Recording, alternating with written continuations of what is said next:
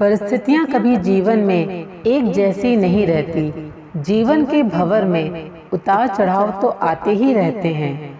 आपकी सोच बताती है कि आप कठिन परिस्थितियों का सामना कैसे करते हैं। क्या आपके अंदर वो काबिलियत है जो हर परिस्थिति से आपको बाहर निकाल दे।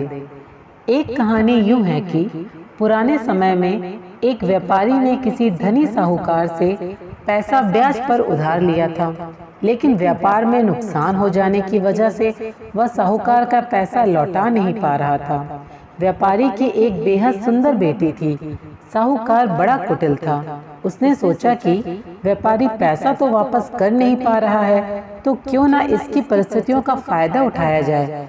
उसने व्यापारी को एक सुझाव दिया कि अगर वह अपनी बेटी की शादी उस साहूकार से कर दे तो वह व्यापारी का सारा कर्ज माफ कर देगा।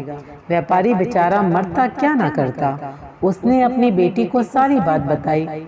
समस्या बड़ी थी। साहूकार अधेड़ उम्र का कुरूप व्यक्ति था। अब उस बेटी के आगे दो ही रास्ते थे। पहला, या तो साहूकार से विवाह करने से इनकार कर दे और अपने पिता को कर्ज में दबा रहने दे। दूसरा, साहूकार से खुशी से विवाह कर ले ताकि उसका पिता स्वतंत्रता से रह सके। दोस्तों, अक्सर हमारे जीवन में भी ऐसे ही मोड़ आते हैं जब हमें यकीन होने लगता है कि अब कोई रास्ता नहीं बचा है और हम बुरी तरह से फंस चुके हैं। अखबारों में सुनने में आता है कि लोग आत्महत्या तक कर लेते हैं, लेकिन अपने दिमाग को पानी की तरह रखिए, एकदम निर्मल, शांत और चलायमान। पानी को देखा है, पानी हर जगह से अपना रास्ता निकाल ही लेता है। ठीक वैसे ही बन जाओ। आगे देखिए लड़की ने क्या फैसला लिया।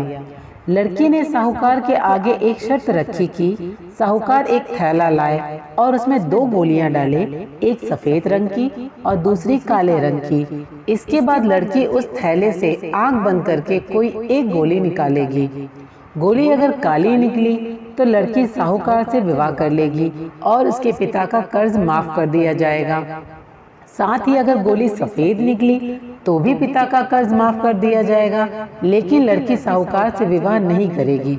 साहूकार तुरंत बात मान गया और जल्द ही एक थैला लेकर आ गया। अब वह जब थैले में गोलियां डाल रहा था तो लड़की ने देखा कि साहूकार ने चालाकी से दोनों गोली काली ही थैली में डाल दी हैं। अब लड़की परेशान हो गई कि अब वह क्या करे तो क्या करे। आखिर साहूकार का भांडा फोड़ भी दे तो भी वह दूसरी किसी चाल से उनको जरूर फंसाएगा। लड़की कुछ सोचकर आगे बढ़ी और उसने थैले में से एक गोली निकाली और गोली बाहर निकालते ही उसे हाथ से छिटका दी, जिससे गोली नाली में जा गिरी।